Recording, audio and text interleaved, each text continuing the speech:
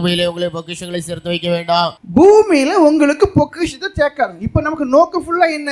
எந்த இடத்துல பிளாட் கிடக்கு, எந்த இடத்துல அப்பார்ட்மெண்ட் கிடக்கு, எந்த இடத்துல வில்லா கிடக்கு, எது 20 லட்சத்துக்கு வருது.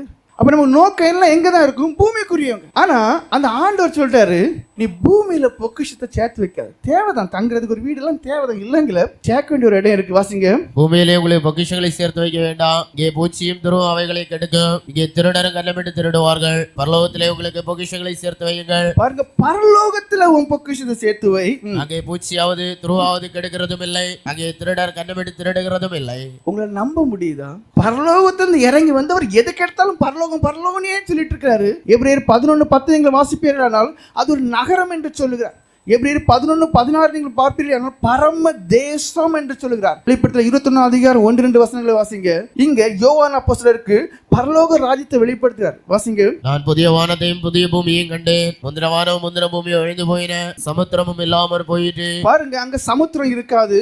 யோவானாகிய நான் புதிய எருசலேமாகிய பரிசுத்த நகரத்தை தேவனிடத்திலிருந்து பரலோகத்தை விட்டு இறங்கி வர கண்டேன். அது தன் புருஷனுக்காக அலங்கரிக்கப்பட்ட மணவாட்டியை போல் ஆயத்தமாக்கப்பட்டிருந்தது. பரலோக ராஜ்யம் உண்டா? அதிக நிச்சயமாய் உண்டு. அங்க தேவன் வாசம் பண்ணக்கூடிய ஒரு இடமா இருக்கு. 3வது வசனம் வாசிங்க. மேலும் பரலோகத்திலிருந்து உண்டான ஒரு பெருஞ்சத்தத்தை கேட்டேன். அது இதோ மனுஷர்களிடத்திலே தேவனுடைய வாசஸ்தலம் இருக்கிறது.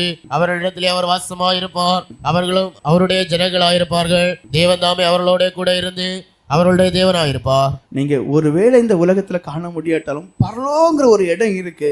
அங்க அந்த ஆவியா இருக்கிற தேவனை நம்ம முகமுகமாய் தரிசிக்கலாம். ஏன்னா அவர் நம்ம கூட இருப்பார் என்றே சொல்லப்பட்டு. வெளிப்படுத்த 22:4-5 வாசிங்க. அவருடைய ஊழியக்காரர் அவரை சேவித்து அவருடைய சமூகத்தை தரிசிப்பார்கள். அவருடைய நாமம் அவருடைய நெற்றிகளில் இருக்கும். அங்கே இராக்காலம் இராது.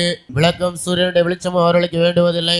தேவனாய கர்த்தரை அவர்கள் மேல் பிரகாசிப்பார். அவர்கள் சதாகாலங்களில் அரசாளுவார்கள். பாருங்க, அந்த இடம் எப்பவுமே பிரகாசமா இருக்கும், வெளிச்சமா இருக்கும் சொல்லப்பட்டு. தேவன் அவர்களோடு கூட இருப்பார் என்று சொல்லப்பட்டு. இனி வெளிப்படுத்தின விசேஷம் 24:4 வாசிங்க. அவருடைய கண்ணீர் யாவையும் தேவன் துடைப்பார். இனி மரணமும் இல்லை, துக்கமும் இல்லை, அலறுதலும் இல்லை, வருத்தமும் இல்லை, முந்தினவைகள் ஒழிந்து போயின என்று விளம்பினது. அப்ப தேவனுக்கு தெரியும் இந்த உலகத்துல என்னெல்லாம் இருக்குமா? கண்ணீர் இருக்கும், இந்த உலகத்துல துக்கம் இருக்கும், இந்த உலகத்துல அலறல் இருக்கும். சிலெல்லாம் கேட்பாங்க, ஏன் அந்த ஆண்டவர் கண்ணு தெரியாதா?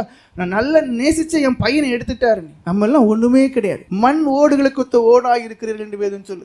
உருவாக்குற ஒரு கேள்வி கேட்க எந்த தகுதி இல்லைன்னே சொல்லப்பட்டிருக்கு. அப்ப இந்த உலகத்துல சில காரியங்களை அனுமதிப்பார்.